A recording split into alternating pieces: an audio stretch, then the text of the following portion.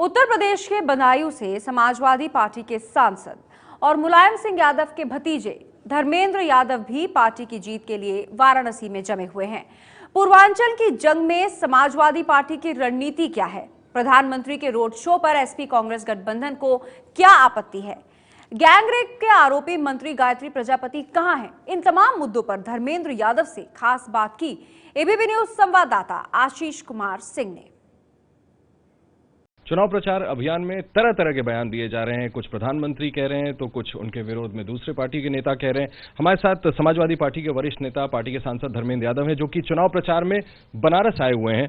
धर्मेंद्र जी, सबसे पहले तो आपसे ये पूछना चाहता हूं कि आपने देखा कल जब रोड शो हो रहा था अखिलेश जी और राहुल जी का, ठीक समानांतर प्रधानमंत्री का भी रोड शो और उनकी जनसभा थी। प्रधानमंत्री ने एक संगीन आरोप लगाया है कि उत्तर प्रदेश की जो पुलिस है वो भैंस को तो ढूंढ लेती है लेकिन गायत्री प्रजापति को नहीं ढूंढ पा रही। देखिए, प्रधानमंत्री जी को इस स्तर पर बातें नहीं करनी चाहिए। और पुलिस की जहां तक जिम्मेदारी का सवाल है, पुलिस अपनी जिम्मेदारी हर मौके पे हर समय पूरी कर रही है और कोई भी ऐसा अपराधी प्रदेश के अंदर नहीं बचा जिसकी गिरफ्तारी न हुई हो। जहां तक सवाल गायत्री का है, मुझे लगता है कि वो भी गिरफ्तार होंगे। अगर कानूनी तौर पर अगर वो गलती की होगी तो जरूर गिरफ्तार होंगे। जहां तक सवाल देश के प्रधानमंत्री जी का, प्रधानमंत्री जी की तो बातें इस समय कहना अजीबो गरीब सिचुएशन और लाके खड़ी की है, वो गधे से प्रेरणा ले रहे हैं। अब ये तो मैं नहीं समझता देश के प्रधानमंत्री को इस तरह की बातें करनी चाहिए। आज सवाल ये है उत्तर प्रदेश के सामने कि आपने विकास तरक्की के वादे करके सरकार बनाई दिल्ली में 2014 की लोकसभा में। 73 सांसद उत्तर प्रदेश के लोगों ने दिए आपको। आपने प्रदेश के लिए क्या किया? आज प्रदेश की जनता इस बात को पूछ रही है। प्रधानमंत्री जी उस पर तो कोई जवाब दे नहीं रहे। प्रधानमंत्री जी सोच रहे हैं चुनाव में इधर की बातें उधर की बातें, किसी की आलोचना किसी की तारीफ करके चुनाव निकालना चाहते हैं। लेकिन जनता आपसे सीधा सवाल चाहती है, सीधा जवाब चाहती है कि आखिर आपने क्या करके दिया अब तक? प्रधानमंत्री जी इस बात को बताओ। उस पर तो प्रधानमंत्री जी आ नहीं रहे। रमेश जी, आज केशव प्रसाद मौर्य ने भी इस बात को उठाया है जो मैं आपसे सवाल पूछ रहा था कि कहाँ है गायत्री प्रजापति जी। मुख्यमंत्री ने, केशव प्रसाद मौर्य का ये आरोप है कि मुख्यमंत्री जी ने मुख्यमंत्री आवास को अपराधियों का अड्डा बना लिया। ये बीजेपी आप पर आरोप लगा रही है। स्वयं भारतीय जनता पार्टी के राष्ट्रीय अध्यक्ष जेल काट चुके हैं। केशव प्रसाद मौर्य पे कितने केस हैं उसके पहले अपने गुरेवा में झांके। जहां तक उत्तर प्रदेश के अंदर मुख्यमंत्री जी का सवाल है, मुख्यमंत्री जी ने ही इस प्रदेश की राजनीति से अपराधीकरण को खत्म करने का अगर किसी को क्रेडिट जाएगा तो माननीय अखिलेश यादव जी को जाएगा।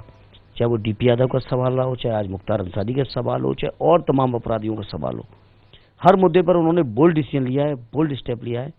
और स्टेप ही नहीं लिया है, उन्होंने इन लोगों को राजनीतिक धारा से खत्म कर दिया है। 11 तारीख को परिणाम के बाद आप पाओगे शायद उत्तर प्रदेश की विधानसभा के अंदर कोई भी अपराधी जीत के नहीं जा पाएगा। लेकिन फिर गायत्री प्रजापति कब पकड़े जाएंगे? आप लोग ये समझ रहे हैं, इस बात को बार बार बीजेपी उठा रही है, आपको इसी पर घेरने की कोशिश की जा रही? देखिए, ये काम पुलिस का है। क्या गायत्री मैंने बैठा रखे जो मैं आपको बता दूं? पुलिस का काम है, पुलिस करके देगी। नहीं पुलिस कर पाई तब बात करना। ये तो सब व्यर्थ की बातें। एक चीज गायत्री को पकड़ लिया, क्या देश का विकास, तरक्की, खुशहाली, उत्तर प्रदेश के लिए इतने वादे, वो जो स्विस बैंक का पैसा, वो जो इन्होंने कहा था 15 लाख सबके खाते में पहुंचाएंगे, नौजवानों को रोजगार देंगे, किसानों को समर्थन मूल्य देंगे, सीमा की सुरक्षा पे 56 इंच का सीना दिखा रहे थे, एक के बदले 10 सर ला रहे थे। ये तमाम जो देश के सामने गंभीर से गंभीर मुद्दे हैं, इन मुद्दों की बजाय चर्चा को कैसे बहस को डायल्यूट करें, इसलिए मोदी जी और प्रधानमंत्री जी और तमाम लोग, उनके लोग छोटी बातों में उलझे हुए हैं।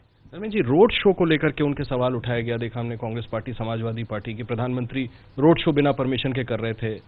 ये कहां तक सही है? आप तो व्यवस्था से जुड़े हुए हैं, सरकार में हैं।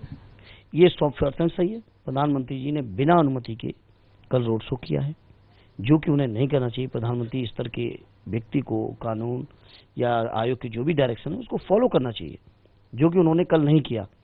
और यही नहीं, अब तो बनारस के मैंने सुना ये है कि भाई नुक्कड़ सभाओं तक तो उतर पड़े हैं प्रधानमंत्री जी। कहीं ना कहीं ये दर्शाता इस बात को है कि बनारस से माननीय प्रधानमंत्री जी की जमीन खिसक चुकी है। और कल का जो आदरणीय अखिलेश जी का, माननीय डिम्पल जी, राहुल जी का जो रोड शो हुआ है, उस रोड शो के बाद हम कह सकते हैं कि पूरी तरह से बनारस से प्रधानमंत्री जी की, भारतीय जनता पार्टी की जमीन खिसक चुकी है। कांग्रेस पार्टी और समाजवादी पार्टी के इस गठबंधन को बनारस के लोग भी एक तरफा समर्थन दे रहे हैं। यही कारण है कि प्रधानमंत्री जी बिना अनुमति के रोड शो भी कर रहे हैं, नुक्कड़ सभाएं भी कर रहे हैं, 3-4 दिन का प्रवास भी कर रहे हैं। लेकिन गंगा जी पूछ रही हैं अपने बेटे से कि भाई हमारी सफाई क्यों नहीं हुई। बनारस शहर के लोग पूछ रहे हैं कि आखिर क्योंटो क्यों नहीं बना अभी तक। तो ये सवाल बनारस के लोगों के जहन में है, जिनका जवाब प्रधानमंत्री जी पे नहीं है, और यही कारण है कि वो जाने क्या क्या भी करेंगे। क्या चुनाव आयोग को इसका संज्ञान लेना चाहिए? आपकी पार्टी मांग करेगी? 100% लेना चाहिए। जो हम लोगों के गठबंधन के उम्मीदवार हैं उन्होंने शिकायत भी, मेरी सूचना ये कि शिकायत की होगी उन्होंने, और उसका संज्ञान लेना चाहिए आयोग को। अच्छा, ये बताएं धर्मेंद्र जी, आपने देखा कि गिरिराज सिंह जो कि केंद्र में मंत्री हैं, उन्होंने एक बयान दिया है जिसको लेकर के बड़ा विवाद हो रहा है कि मुस्लिम जो हैं देश के, वो अब अल्पसंख्यक, उनको दर्जा हटा दिया जाए क्योंकि उनकी तादाद इतनी बढ़ गई है कि अब वो अल्पसंख्यक होने नहीं चाहिए। उनकी अल्पसंख्यक कहना और उनकी अल्पसंख्यक का जो दर्जा है उसको खत्म कर दिया जाए। भारतीय जनता पार्टी के अंदर कुछ ऐसे नेता हैं, ये जब जुबान खोलते हैं तो सिर्फ इनकी जुबान से नफरत फैलाने की बातों के अलावा कोई दूसरी बात नहीं निकलती। रचनात्मकता तो इनके दिलो दिमाग में रही नहीं। प्रदेश और देश की तरक्की खुशहाली कैसे आए, लोगों के जीवन का स्तर कैसे बेहतर हो, ये तो ये लोग सोचते ही नहीं है। सोचते हैं कि चुनाव के समय उल्टा सीधा बयान देने हैं। चुनाव के मैनिफेस्टो में आप बताइए कि मामूली बात है, मैनिफेस्टो में जहाँ सर्वोच्च न्यायालय मामला चल रहा है, वहीं राम मंदिर को ये मैनिफेस्टो में हर बार रखते हैं। ये मामला सर्वोच्च न्यायालय में, फिर मैनिफेस्टो आपका क्या करेगा? आपको लगता है ध्रुवीकरण के लिए इस तरह के बयान दिए जा रहे हैं? 100%। ये कुछ ऐसे नेता हैं, चाहे आपके जिन्होंने गिरिराज जी का नाम लिया, योगी जी हैं, कटियार साहब हैं, साक्षी महाराज हैं, कुछ ऐसे लोग हैं इनकी जब जुबान खुलती है।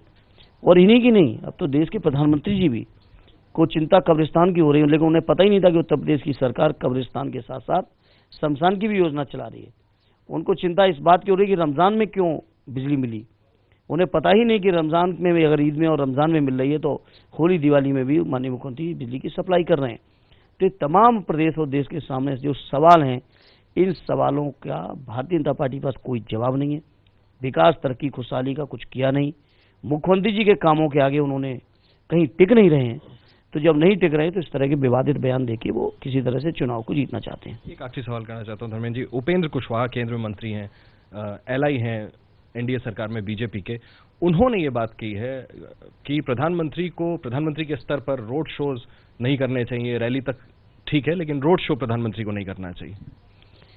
मैं समझता हूँ उपेंद्र कुशवाहा जी ने बहुत बेहतर बात कही, लेकिन कुशवाहा जी को शायद अंदाज नहीं है कि प्रधानमंत्री जी बनारस में अपनी जमीन खो चुके हैं, जिसके कारण अभी वो क्या क्या और करेंगे आने वाली 8 तक, इसका हम लोग अंदाज नहीं करा सकते। बिना परमिशन के रोड शो कर दे रहे हैं, रोड शो वो भी विदाउट परमिशन, नुक्कड़ सभाओं पर उतर गए हैं। सभाओं के बयानों का स्तर देखिए। मैं समझता हूँ स्वतंत्र भारत के इतिहास में किन्हीं भी प्रधानमंत्री महोदय ने इस तरह की बयानबाजी नहीं की होगी जो वर्तमान प्रधानमंत्री जी कर रहे हैं। तो इसमें कोई कुशवाहा जी ने गलत नहीं कहा। कुशवाहा जी की बात से मैं 100% सहमत हूँ। आपको लगता है कि गठबंधन जीतेगा? 100%, 100%, और कम से कम 3/4 का बहुमत पाएगा ये गठबंधन हमारा। बहुत शुक्रिया हमसे बात करने के लिए। धर्मेंद्र यादव, जिनका कहना है कि पूर्ण बहुमत के साथ गठबंधन की सरकार आएगी, और प्रधानमंत्री के जो बयान है उन पर समाजवादी पार्टी, धर्मेंद्र यादव का कहना है कि प्रधानमंत्री को इस बात का एहसास संभवतः है कि बनारस में भारतीय जनता पार्टी उस तरह का परफॉर्मेंस नहीं दे पाएगी जैसा कि शायद भारतीय जनता पार्टी उम्मीद कर रही है। इस वजह से इस तरह के बयान दिए जा रहे हैं। गिरिराज सिंह के बयान पर या तमाम दूसरे भारतीय जनता पार्टी के नेताओं के बयान पर समाजवादी पार्टी का कहना है कि सिर्फ ध्रुवीकरण के लिए इस तरह का काम किया जा रहा है। कैमरामैन मान के साथ आशीष कुमार सिंह, एबीपी न्यूज, बनारस।